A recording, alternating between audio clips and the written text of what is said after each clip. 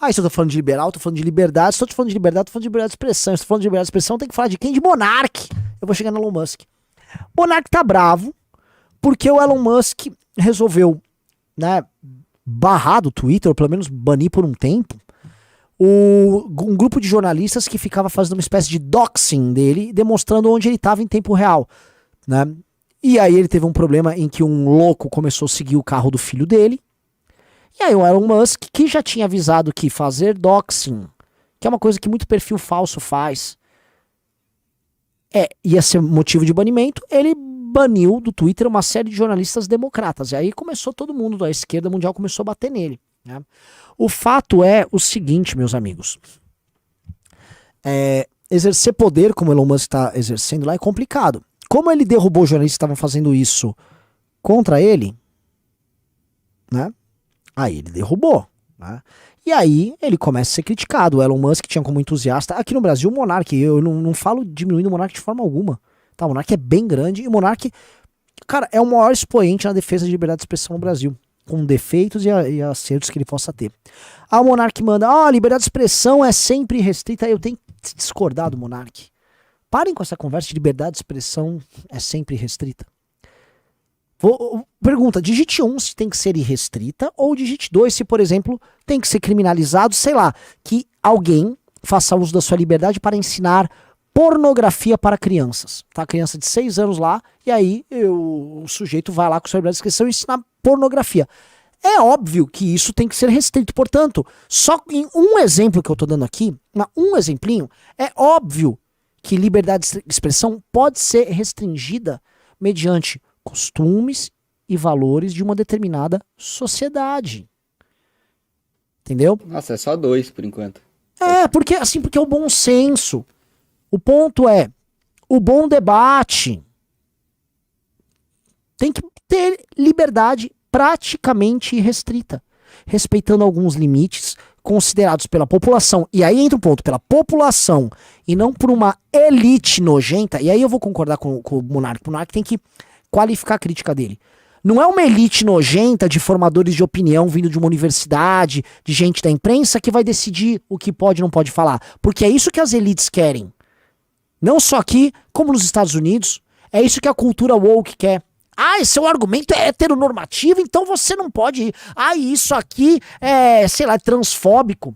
Isso é restringir a liberdade de expressão. Agora, a liberdade de expressão como um todo, ela pode e é saudável que tenha alguns limites, sim. Tá? Senão, eu volto a falar, aquele exemplo que eu dei é isso. Então, o bom senso tem que imperar. O bom senso tem que imperar. Tá? E aí o Elon Musk, no exercício do poder dele, terá que lidar com esses problemas, porque ele exercitou o poder dele de César, ou melhor, de monarca ali do Twitter, a favor dele próprio. E ele está sendo julgado por isso. Estão criticando ele por isso. Tá?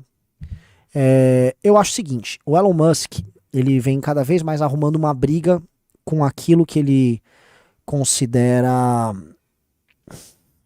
a cultura woke. É uma briga gigantesca, porque ele tá brigando com o que a gente chama de deep state, ele tá brigando com o que a gente pode chamar de talvez as oligarquias americanas, e com a nova moral que elas estão tentando impor nos Estados Unidos e no mundo, por consequência. É uma briga meio inglória. Não sei qual é o plano dele, tá? Mas é uma briga muito dura. E isso que está acontecendo vai continuar acontecendo. Eu sou um entusiasta da experiência do Elon Musk no Twitter, porque o Elon Musk, a despeito de eu mais concordar do que discordar dele,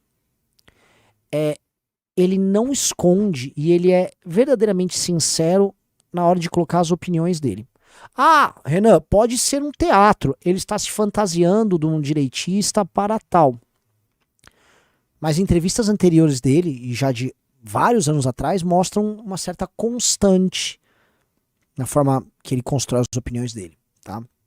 Então, eu não duvido, tá? Eu tendo a achar que é melhor ele exposto fazendo isso, e é ele dando a cara a tapa toda vez que uma decisão polêmica é tomada no Twitter.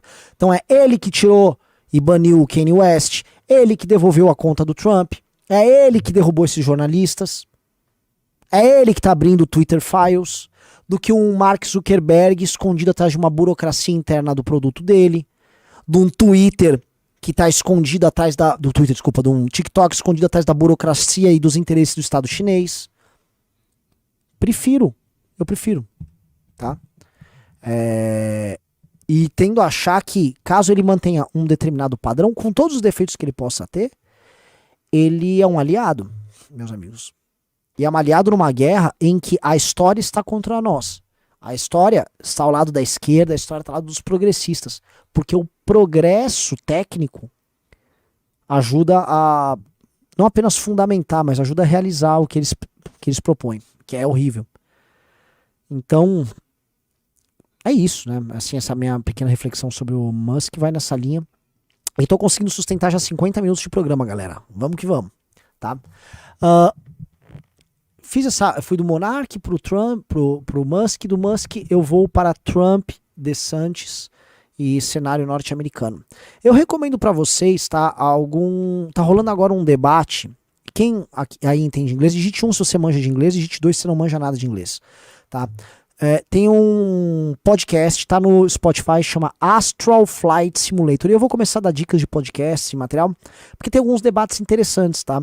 E o último episódio do Astral Flight Simulator é um debate que ele tem com um pensador norte-americano, que faz também crítica literária, sobre algumas teses a respeito do que eles chamam de regime, lá nos Estados Unidos, que seriam as oligarquias que administram o Estado americano, e eles vão chegando nesse debate a algumas conclusões bem perigosas. Eles acham, por exemplo, que se um DeSantis, ou mesmo o Trump, mas eles apostam mais no DeSantis, chega à presidência da República, é inevitável, na visão de um deles, que haja uma guerra civil até 2030 nos Estados Unidos, porque o grau de tensionamento entre metade dos Estados Unidos, woke, e a outra metade, tá inviabilizando os Estados Unidos. E eles têm um problema nos Estados Unidos, que agora é com uma análise minha, que a gente não tem tanto aqui, que as forças armadas estão se entregando a esse progressismo. O progressismo vem avançando dentro das forças armadas, sendo que as forças armadas aqui, até por o Brasil ser um país, assim como os demais países da América Latina,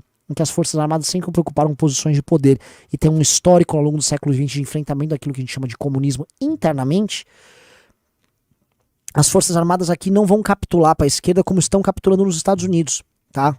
Então, nos Estados Unidos a questão é muito mais problemática do que aqui. Então, assistam esse episódio do Astral Flight Simulator. Quer ver? Você consegue botar aqui na tela o podcast? Só pra gente mostrar. Entra no Spotify aí. Só pra mostrar. É muito bom, tá?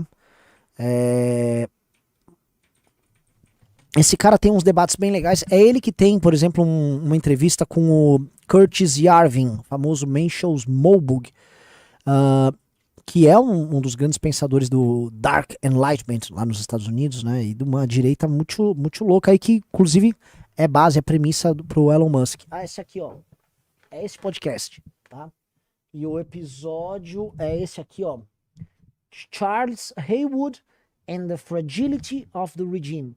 Ou Charles Haywood e a fragilidade do regime, tá? É um podcast, um episódio de 2 horas, é 1h54, tá? Assistam. Vocês falam, o que vocês estão ouvindo? Eu gosto muito desse podcast, tem muito debate interessante, tem debate com progressistas, que ele coloca lá, tem material bem legal, tá?